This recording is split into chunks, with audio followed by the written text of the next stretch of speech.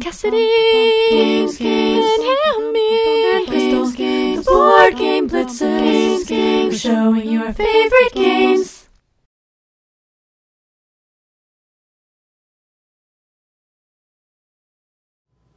Well, we're at the halfway point of the list, and for my number 50, I have Paperback. So Paperback is both a deck building game and a word game combined. I don't usually like deck building games, but I love word games, so take that for whatever it means. In Paperback, you are collecting cards with letters on them in an attempt to build words. Every time you build a word, you get a specific number of points or money that you are allowed to spend on new letter cards to add to your deck. Words that are contain more difficult letters, you know, like X or W or Q, will usually get you more money, but obviously they're harder to use. So it's kind of interesting to try and balance whether you want to buy common letters that are worth less or rare letters that are worth more, because then you have to use them in your words. There are also cards that are wilds, and that help you quite a bit when you're trying to build difficult words. And then you're also trying to buy fame cards that have victory points on them. And once a couple of conditions are met, specifically whether some common cards are all taken or enough of the fame cards have been taken, the game ends and players get victory points for certain cards that they have in their decks. And that's it. It's great, it's wonderful. As far as word games go, it's one of my favorites, especially because it's a little more complex than a lot of older word games. So that's why it's my number 50, Paperback.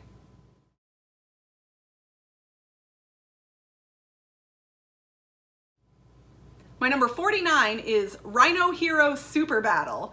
In Rhino Hero Super Battle, players are using little folded up cards to build a giant structure and then move their wooden animal tokens up that structure, trying to be the one that is the highest up. So you will have a hand of cards that will determine what types of cards you're allowed to place into the structure.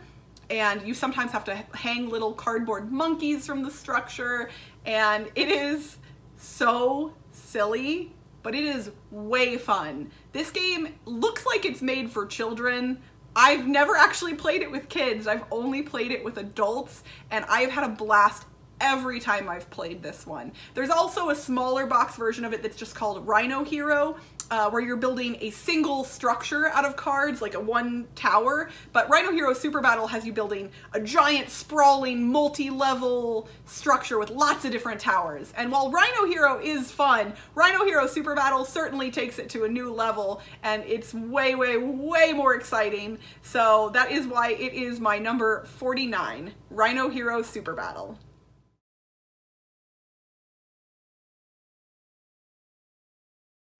My number 48 is CV.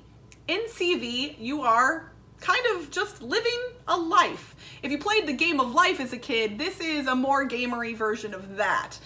You are rolling dice and to get resources that will allow you to gain cards. And all of the cards are usually events or items that a normal person would collect during their life. So it might be getting married, or having kids, or getting your master's degree, or buying a boat, buying a house, things like that.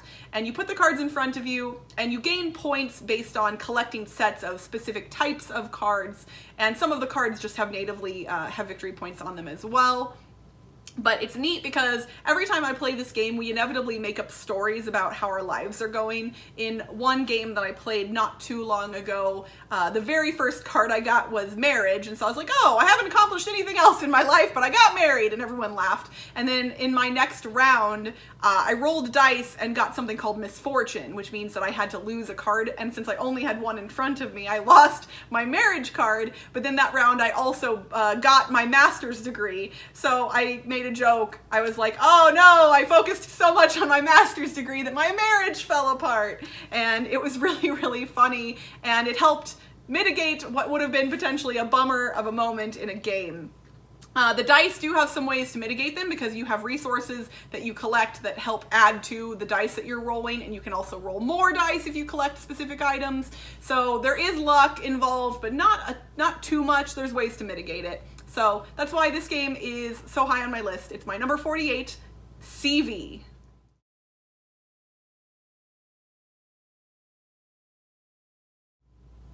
My number 47 is Sentient.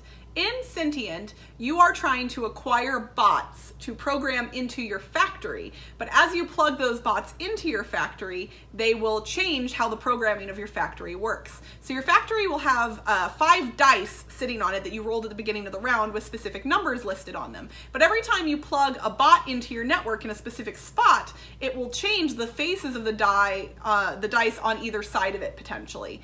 And you're trying to hit specific numbers to fulfill the requirements of each bot you've put into your network. So a bot might want to have the dice on either side of it both be a 5. So if the die in one spot is a 4, but that bot will raise the value of that die by 1, then you can plug it in, up the die to a 5, and then you've met the requirements. You'll get points by meeting the requirements listed on the bots and by collecting bots of specific types.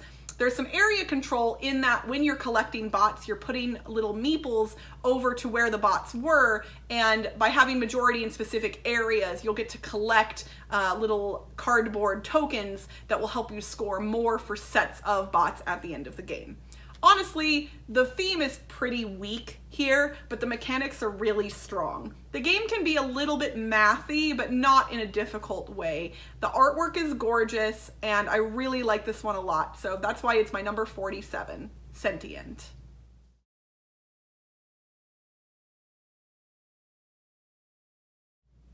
My number 46 is Junk Art. In Junk Art, it is a dexterity stacking game where players are taking a bunch of wooden components of different types and stacking them on top of each other to try and fulfill different conditions based on the scenario. So what's neat about this game is there are a bunch of different cities that are scenarios in the game, and you pick different cities each time you play, and each city will have different requirements in front of it. So for instance, one city might have you trying to build the tallest structure, while other cities might have you try and you add a piece to one structure, and then everyone has to rotate seats, and now you have to add a piece to another structure, and so on and so forth. So you're trying to not knock over the structure you're working on, but also make it unbalanced enough that the next person to come in might knock it over. So there's a bunch of different interesting things that can happen. The components are all weirdly shaped wooden pieces that somehow magically work together in ways that you wouldn't expect, which is why I really like this one a lot. It's fun, it's colorful, it's great, and sometimes you can build some really, really interesting towers with the pieces that are available. So that's why it is my number 46, Junk Art.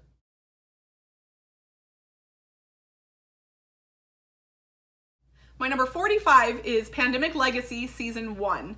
So I can't say too much about this game without giving away spoilers, but for those of you who are familiar with the cooperative game Pandemic, which I don't think I actually put on this list, but only because it's being represented by games like this. I do love regular Pandemic as well. Pandemic Legacy Season 1 takes the cooperative game Pandemic and turns it into a legacy game, meaning you play through a campaign of different scenarios that all start from one place and evolve over time and change in permanent ways. So you might be putting stickers on the board, you might be getting new rules, you might have to rip up cards, or lots of different things. And I can't get into the details because of spoilers, but I played this with 3 of my friends and really enjoyed it quite a bit. So that is why it is my number 45, Pandemic Legacy Season 1.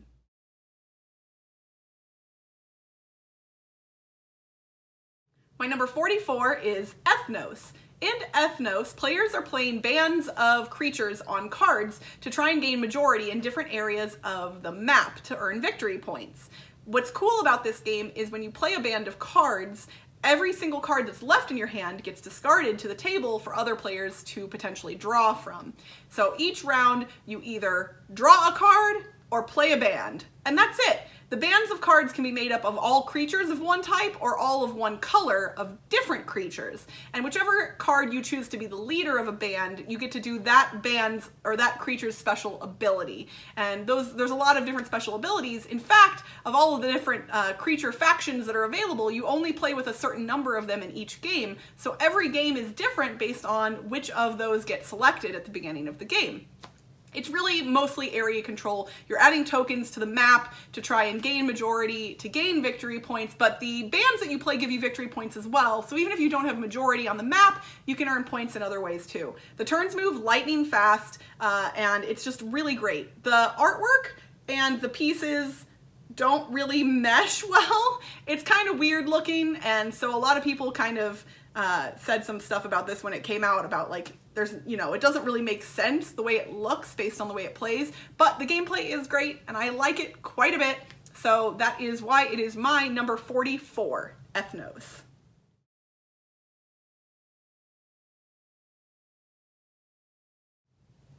My number 43 is Welcome to the Dungeon. In each round of Welcome to the Dungeon, a specific different adventurer is chosen with their specific set of equipment and laid out in the center of the table. That adventurer is eventually going to go through and fight a bunch of monsters that are all in a face-down deck of cards. The way that the monsters they're going to face are chosen is each player on their turn will draw a card from the monster deck and choose to either put it into the pile of cards that the adventurer is going to have to face, or discard the monster and remove one piece of equipment from the adventurer. The pieces of equipment that each adventurer has will help them fight specific types of monsters in different ways. So by removing equipment, you make it harder for the adventurer to potentially go through and fight all the monsters it's given. But you'll have some information if you've put monsters into the deck, so you may know some of the monsters that that adventurer is going to face. Once a player chooses to no longer draw cards from the monster deck, they pass, and they are no longer eligible to control the adventurer as they go through the deck of cards. So once everybody but one player has passed, that player then starts flipping up cards from the monster deck and seeing if the adventurer, with whatever equipment they have left, is able to fight off the monsters. So if they can get through the entire stack without the adventurer dying, then they earn a victory point. And the first player to get 2 victory points wins the game.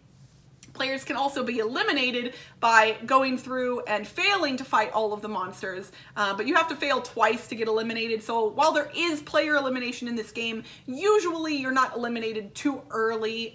You're usually not going to be sitting around for too long. So I really like Welcome to the Dungeon. It's got a cool push your luck mechanism in that you don't know what cards other people have added to the deck. You know, did somebody put a really strong dragon card in there, or are they all really weak monsters that, you know, this guy will be able to handle easily? The different adventurers all have different equipment, so each adventurer handles different types of monsters in different ways, so it's pretty variable in that way and neat, and I really like it. So that is why it's my 43, Welcome to the Dungeon.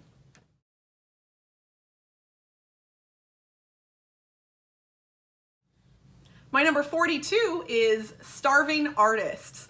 In Starving Artists, all of the players are, as the name of the game would suggest, artists who are starving. I think that happens a lot in life, unfortunately. Art is just not appreciated the way it should be. So players are attempting to commission paintings and complete them using the paint they've collected to get food and also victory points. What's neat is all of the artwork in this game are actual pieces of artwork throughout history, and there's a lot of them. And it's not just traditional artwork, there's also some cool things like comic book covers and other stuff like that. So on players' turns, they will either be gaining paint cubes, which are these little translucent cubes, or painting, adding cubes to the paintings they've acquired, and each painting has a different requirement for how many of each specific type of cube it needs to be completed. And then at the end of every round, all of the players who have completed a painting in that round will gain food and more paint as a result of selling the painting. So it feels really thematic in that, you know, you have to paint to sell your paint work, to get more paint, to make more paintings, and so on and so forth. I really enjoy this game. I got it from Kickstarter, and it's kind of hit retail a little bit, I think, but it didn't make as big of a splash as I expected it to. I really enjoy this one, and I love looking at all the artwork on the cards. So that is why it is my number 42, Starving Artists.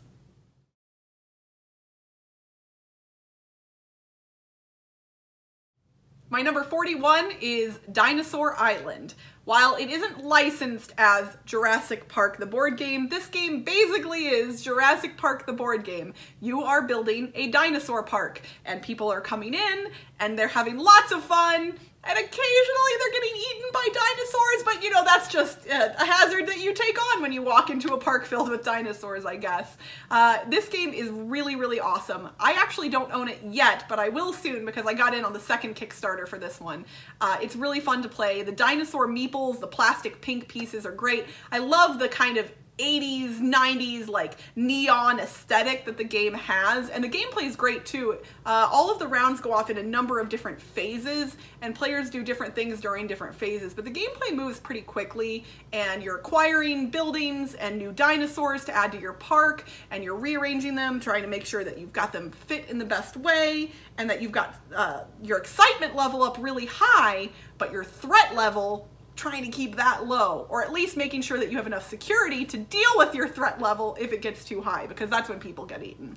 I love this game so much. It's a lot of fun, and I'm very happy that I'll be owning my own copy pretty soon, so that is why it is my number 41, Dinosaur Island.